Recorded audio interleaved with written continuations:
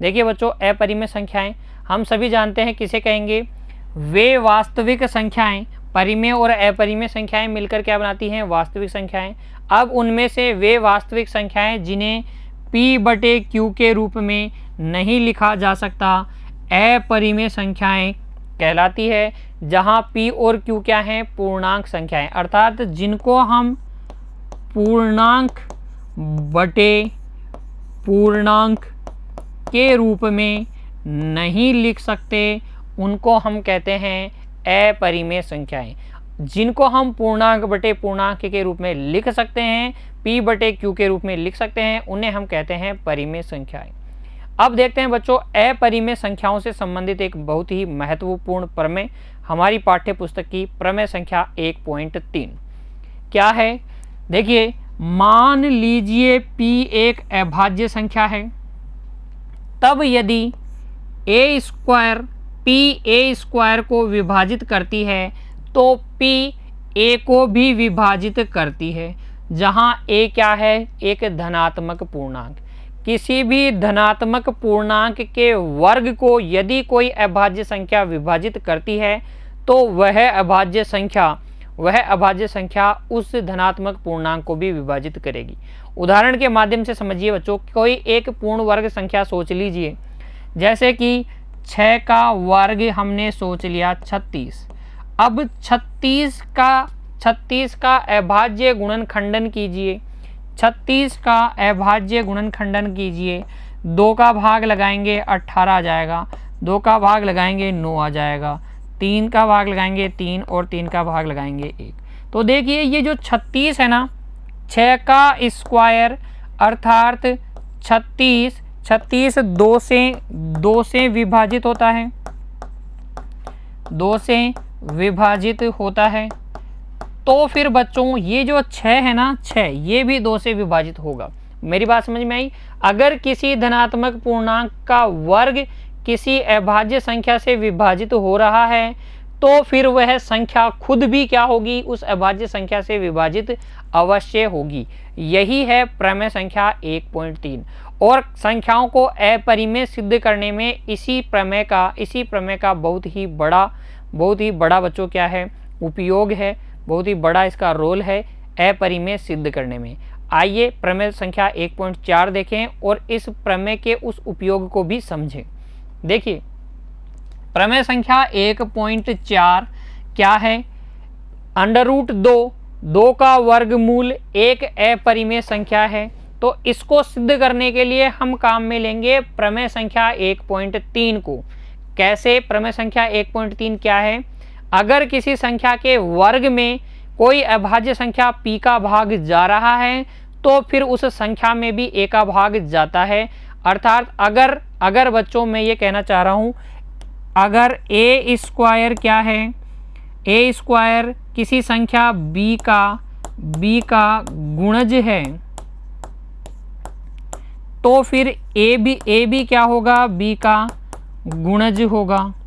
या फिर मैं ऐसे कह सकता हूँ, अगर B जो है A² का गुणनखंड है तो फिर B A का भी गुणनखंड होगा। यह है प्रमेय संख्या 1.3 और इसकी सहायता से हम सिद्ध करेंगे प्रमेय संख्या 1.4 को। प्रमेय संख्या 1.4 क्या है, √2 एक अपरिमेय संख्या है।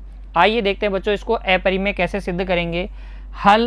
हल में हम लिखेंगे सर्वप्रथम हम लिखेंगे माना √2 एक परिमेय संख्या है। अब देखिए बच्चों, हमें अपरिमेय सिद्ध करना है और हमने उल्टा मान लिया है, परिमेय मान लिया है। इस विधि को हम कहते हैं विरोधाभास विधि।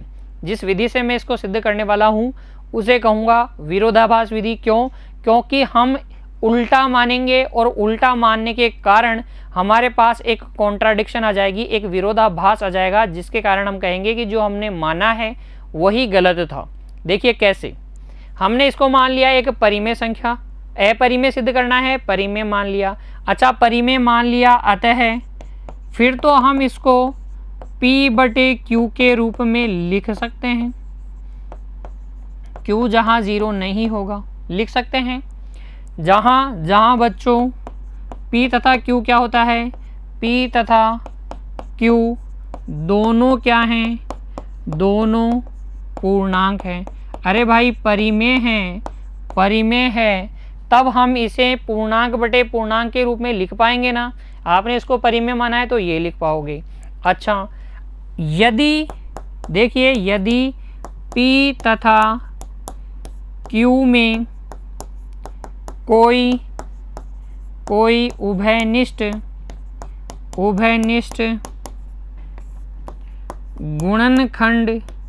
गुणनखंड है तो रूट 2 को हम लिख सकते हैं a बटे b के रूप में, a बटे b के रूप में। देखिए जैसे कि आपके पास लिखा हुआ है 8/64, ठीक है, तो p बटे q के रूप में है ना, देखो पूर्णांक बटे पूर्णांक के रूप में है। लेकिन हम क्या कर सकते हैं, अभी इसको काट पीट के जैसे 8 से काटेंगे तो 1/8 लिख सकते हैं ना, सरलतम रूप में लिख सकते हैं। ऐसे ही अगर p और q में कोई उभयनिष्ठ गुणनखंड है, जब आपने इसको p बटे q के रूप में लिखा और उभयनिष्ठ गुणनखंड आ गया होगा तो हम उसको सरलतम रूप में लिख सकते हैं। तो p बटे q को सरलतम रूप में हमने लिख दिया a बटे b। याद रखिए अब जो है a और b में कोई भी उभयनिष्ठ गुणनखंड नहीं है, तो इसलिए लिख दूंगा मैं जहां a तथा b सह अभाज्य है, ठीक है। जब आप सरलतम रूप में लिखते हैं तो उनमें कोई भी उभयनिष्ठ गुणनखंड नहीं होता है। वे संख्याएं जिनमें कोई भी उभयनिष्ठ गुणनखंड नहीं होता है, अर्थात जिनका HCF 1 आता है, क्या कहलाती हैं बच्चों, सह अभाज्य संख्याएं कहलाती हैं। तो ये a और b में अब कोई भी उभयनिष्ठ गुणनखंड नहीं है। फिर देखिए ये बटे वाला b इधर आके जब गुणा होगा तो ये हो जाएगा a बराबर √2 गुणा b, ठीक है। वर्ग करने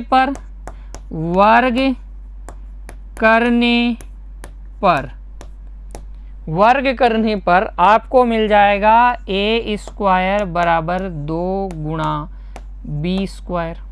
समीकरण संख्या 1। क्या वर्ग करने पे रूट हट जाएगा, √2 का वर्ग क्या होता है, 2, ठीक है। अब ध्यान दीजिएगा a² इक्वल टू क्या लिखा हुआ है, 2 गुणा b²। इसका मतलब 2 को b² से गुणा करने पे a² प्राप्त होगा, या मैं कह सकता हूं 2 क्या है, a² का गुणनखंड है।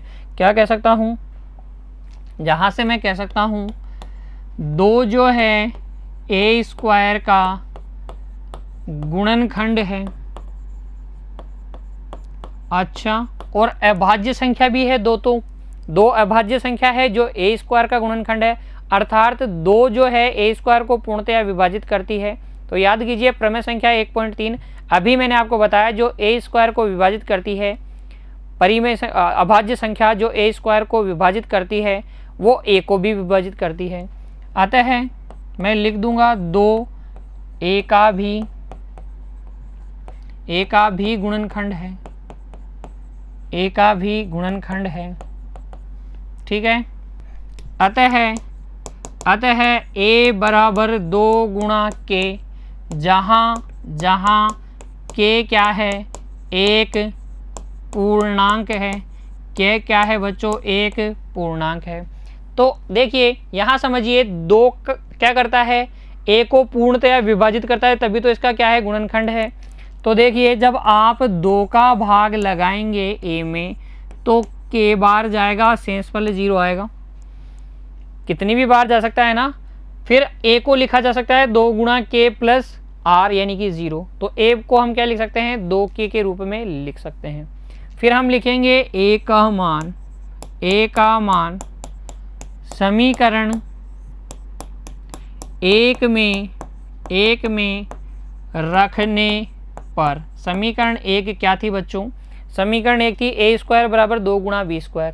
तो यहाँ से देखिए 2 गुणा k का होल स्क्वायर बराबर 2 गुणा क्या, b², 2 गुणा b²। ये हो जाएगा 4 गुणा k² बराबर 2 गुणा b²। 2 से काटा तो ये 2 आ गया, ये आ जाएगा 2 गुणा के स्क्वायर बराबर बी स्क्वायर। और यहाँ से हम लिख सकते हैं 2 क्या है, बी स्क्वायर का गुणनखंड है। 2 जो है बी स्क्वायर का गुणनखंड है।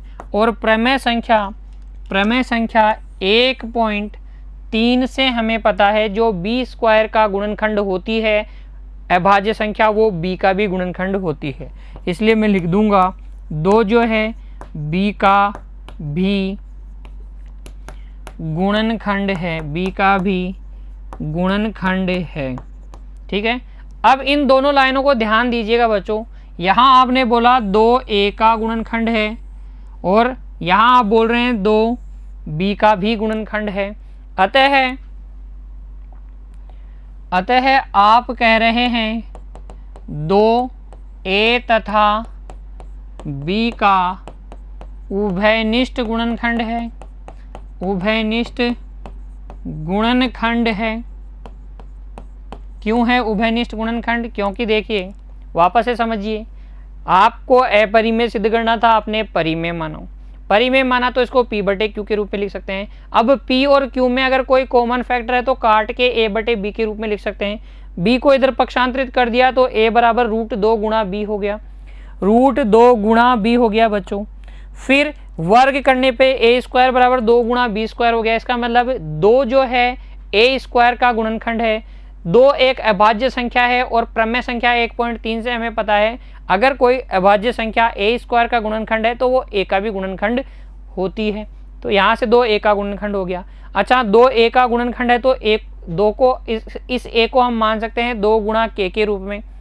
फिर इस a के इस मान को हमने समीकरण 1 में रख दिया, वहाँ से 2 गुणा के स्क्वायर बराबर बी स्क्वायर आ गया, जिससे हमें पता चला कि 2 तो क्या है, बी स्क्वायर का भी गुणनखंड है। ठीक है, और जो बी स्क्वायर का गुणनखंड होगा अभाज्य संख्या, वो बी का भी गुणनखंड होगा, तो 2 बी का भी गुणनखंड हो गया। अतः मैंने लिख दिया कि 2 ए और बी का उभयनिष्ठ गुणनखंड है, दोनों में है इसलिए उभयनिष्ठ है। लेकिन ये क्या है बच्चों, एक विरोधाभास है, तो लिख देंगे जो कि एक विरोधाभास है। क्यों है विरोधाभास? देखिए, यहाँ आपने कहा था ये दोनों क्या हैं, सह अभाज्य, ए और बी क्या हैं, सह अभाज्य, अर्थात इनमें कोई भी उभयनिष्ठ गुणनखंड नहीं है।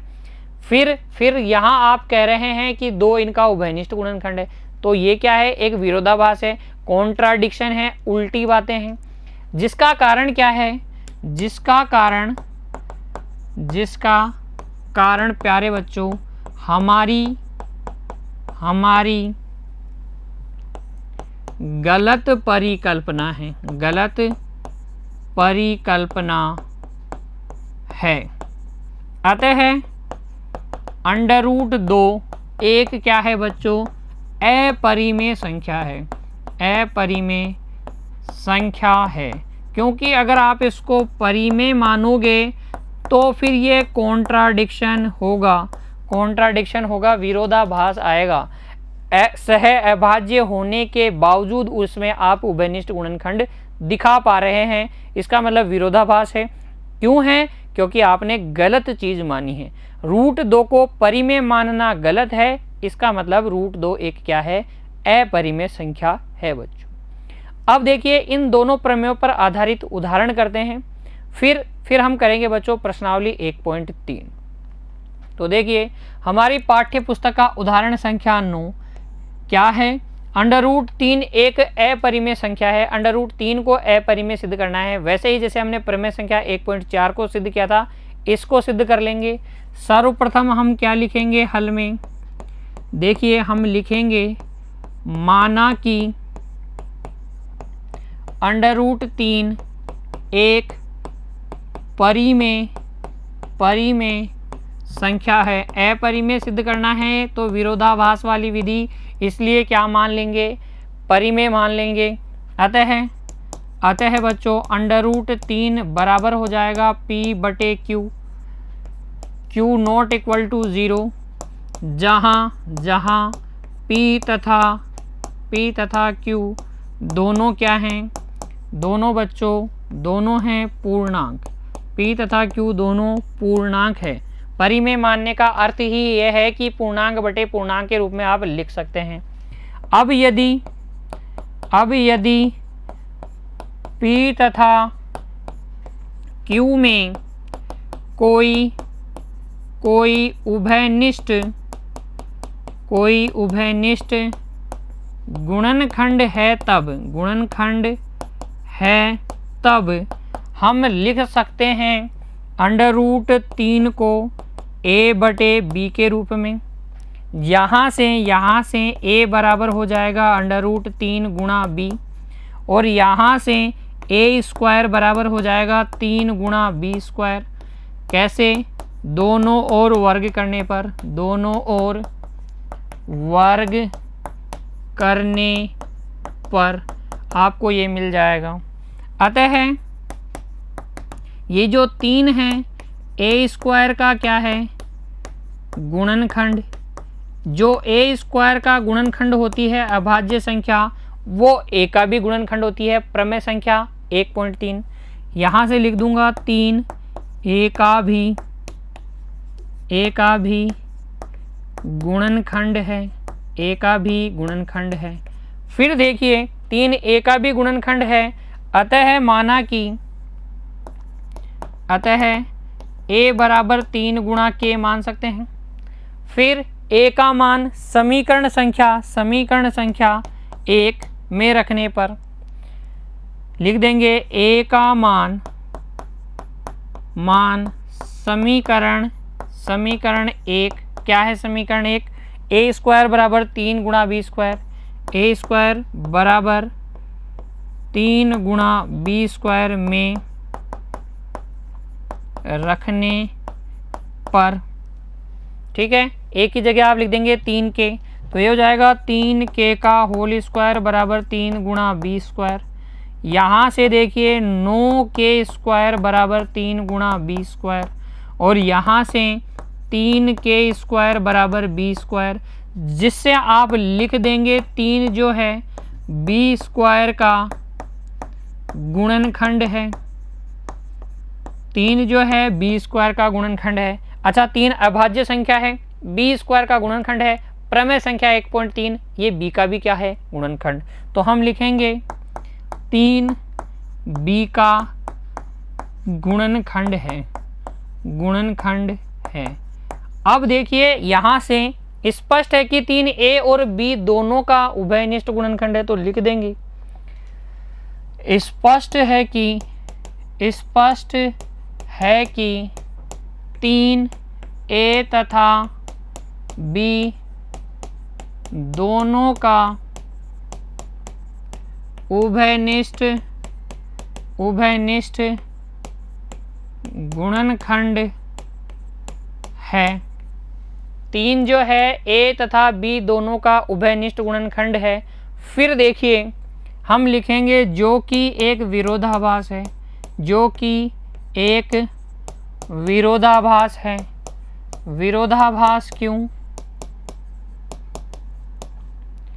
विरोधाभास क्यों? क्योंकि यहाँ आपने क्या लिखा था? सरलतम रूप में लिखा था।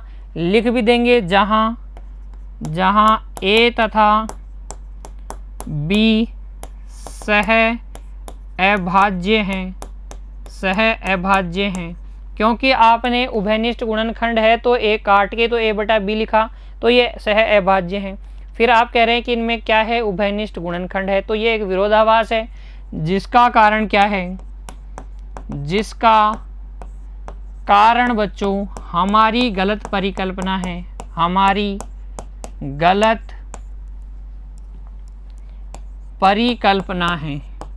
और हमारी परिकल्पना क्या थी? हमारी परिकल्पना थी कि √3 एक परिमेय संख्या है। अतः हम लिख देंगे √3 एक अपरिमेय संख्या है। इसी प्रकार से अगर आपसे पूछे सिद्ध कीजिए √5 एक अपरिमेय संख्या है, कर देंगे आप? सिर्फ 3 की जगह 5 लिखना है। √7 पूछे, √11 पूछे, अर्थात अंडर रूट में कोई संख्या आपको दी जाए और पूछे कि ये सिद्ध कीजिए कि ये एक अपरिमेय संख्या है, तो आपको यही विधि काम में लेनी है। सर्वप्रथम उसको परिमेय मानना है, p बटे q के रूप में लिखना है। कोई अगर उनमें उभयनिष्ठ गुणनखंड है तो फिर आप उन्हें सरलतम रूप में a बटे b के रूप में लिख सकते हैं, जहाँ a और b दोनों क्या हैं, सह अभाज्य हैं। फिर आप इस तरीके से b का पक्षांतरित कर दीजिएगा दोनों और वर्ग करके समीकरण 1 बना लीजिएगा। वहाँ से आपको मिल जाएगी एक अभाज्य संख्या a स्क्वायर का गुणनखंड, तो फिर वो a का भी गुणनखंड, फिर उसको आप मान लेंगे 3 के या उस संख्या के गुणन के रूप में 3 गुणा k के रूप में मान लेंगे या उस संख्या गुणा k के रूप में मान लेंगे। फिर a का मान आप समीकरण 1 में रख देंगे तो b स्क्वायर का गुणनखंड वह संख्या आ जाएगी, फिर वो b का भी गुणनखंड होगी। यानी कि आपको a तथा b का एक उभयनिष्ठ गुणनखंड मिल जाएगा, जबकि आपने क्या कहा था कि सह अभाज्य है। ये एक विरोधाभास होगा जिसका कारण हमारी गलत परिकल्पना है बच्चों, और इससे सिद्ध हो जाएगा कि दी गई संख्या क्या है, अपरिमेय संख्या है। तो अंडर रूट में कोई संख्या दी जाए इस प्रकार की तो आपको घबराने की जरूरत नहीं है, आप आसानी से उसको अपरिमेय सिद्ध कर सकते हैं। फिर देखिए अगला उदाहरण संख्या 10। यहाँ आपसे क्या कहा गया है, दर्शाइए कि 5 माइनस रूट 3 एक अपरिमेय संख्या है। अपरिमेय सिद्ध करने पर यह दूसरे तरीके का प्रश्न है बच्चों। अंडर रूट वाली संख्या के साथ कोई दूसरी संख्या दी गई है प्लस में, गुणा में, भाग में, तब हम क्या करते हैं। देखिए इस प्रकार के प्रश्नों को हल करने के लिए हम लिखेंगे वही, माना कि 5 माइनस अंडर रूट 3 एक क्या है, परिमेय संख्या है। इसको आप परिमेय संख्या मान लो। अतः 5 माइनस अंडर रूट 3 बराबर क्या हो जाएगा, p बटे q। q जहाँ 0 नहीं होगा लिख देंगे, जहाँ p तथा q दोनों क्या हैं, दोनों पूर्णांक हैं। अब आपको काम थोड़ा अलग करना है, यहाँ तक का काम तो सेम ही है। अब आपको क्या करना है, जो वर्गमूल के अंदर संख्या दी गई है उसको पृथक कर लेना है। तो यहाँ से देखिए 5 माइनस p बटे q बराबर हो जाएगा रूट 3, बराबर हो जाएगा रूट 3। एलसीएम लेके जब आप हल करेंगे तो ये हो जाएगा 5q माइनस p बटे q बराबर रूट 3, बराबर रूट 3। देखिए ये p और q क्या है, पूर्णांक। 5 से गुणा करेंगे पूर्णांक को पूर्णांक आएगा, उसमें से पूर्णांक माइनस भी करेंगे तो भी पूर्णांक आएगा, क्योंकि पूर्णांक संख्याएं क्या होती हैं, गुणन के लिए संवृत होती हैं, योग के लिए संवृत होती हैं और व्यवकलन के लिए भी क्या होती हैं, संवृत होती हैं। अर्थात पूर्णांक संख्याओं को चाहे जोड़ें, घटाएं या गुणा करें, आपको एक नई पूर्णांक संख्या मिल जाती है। यहाँ से आपको मिल जाएगा पूर्णांक बटे पूर्णांक बराबर रूट 3। अर्थात बच्चों आप कह रहे हैं रूट 3 को आप पूर्णांक बटे पूर्णांक के रूप में लिख दिए, अतः आप कह रहे हैं रूट 3 एक परिमेय संख्या है। अभी तो अपरिमेय सिद्ध किया था उदाहरण संख्या 9 में, और यहाँ आप कह रहे हैं रूट 3 एक परिमेय संख्या है और रूट 3 को परिमेय कह रहे हैं, इसका मतलब ये विरोधाभास है, विरोधाभास है ना। इसलिए हम लिखेंगे जो कि एक विरोधाभास है। और कारण क्या होता है विरोधाभास का, आपने कुछ ना कुछ क्या किया है, गलत किया है। जिसका कारण क्या है, जिसका कारण बच्चों यहाँ पर हमारी गलत परिकल्पना है, गलत परिकल्पना हाइपोथेसिस है। और हमारी परिकल्पना क्या थी, हमने क्या माना था, इसको परिमेय माना था, तो ये तो गलत है। अतः 5 माइनस अंडर रूट 3 एक क्या है बच्चों, अपरिमेय संख्या, एक अपरिमेय संख्या है। 5 माइनस अंडर रूट 3 एक अपरिमेय संख्या है। इस प्रकार से आप उदाहरण संख्या 10 को हल करेंगे। ये अपरिमेय सिद्ध करने पर दूसरे तरीके का प्रश्न हो गया। फिर देखिए अगला उदाहरण संख्या 11। यहाँ पर आपसे कहा गया है दर्शाइए कि 2 गुणा अंडर रूट 3 एक अपरिमेय संख्या है। वैसे ही करेंगे जैसे उदाहरण संख्या 10 को किया है। तो हल में लिखेंगे सर्वप्रथम माना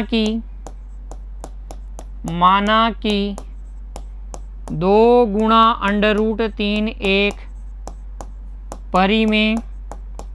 परिमेय संख्या है। इसको हमने एक परिमेय संख्या मान लिया। अतः इसको आप लिख देंगे P/Q के रूप में, जहाँ Q 0 नहीं है। P तथा Q दोनों क्या हैं? P तथा Q दोनों पूर्णांक हैं। दोनों क्या हैं? पूर्णांक हैं। यहाँ से √3 बराबर आ जाएगा P/2Q, अर्थात √3 बराबर आ जाएगा पूर्णांक बटे पूर्णांक। अर्थात बच्चों √3 आ जाएगी एक परिमेय संख्या। एक परिमेय संख्या है। √3 एक परिमेय संख्या है, जो कि क्या है? जो कि एक विरोधाभास है, क्योंकि ये तो अपरिमेय होती है। हमें सबको पता है अपरिमेय है √3। तो √3 को परिमेय आना क्या है? एक विरोधाभास है, जिसका कारण क्या है बच्चों? हमारी गलत परिकल्पना। हमारी गलत परिकल्पना है। अतः 2 गुणा √3 एक अपरिमेय संख्या है। एक अपरिमेय संख्या है बच्चों। इस प्रकार से हम दर्शा सकते हैं। हैंस प्रूव इति सिद्धम। ठीक है, तो ये थी अपरिमेय संख्याओं की परिभाषा और इस पर आधारित कुछ प्रश्न। प्रमेय संख्या 1.3 और 1.4 आपको अच्छे से समझ में आ गई होगी। उदाहरण संख्या 9, 10 और 11 भी हमने हल किए बच्चों। उम्मीद करता हूँ ये सब आपको अच्छे से समझ में आ गए हैं। आप पुनः इनको दोहराएंगे। खुश रहिए बच्चों, धन्यवाद।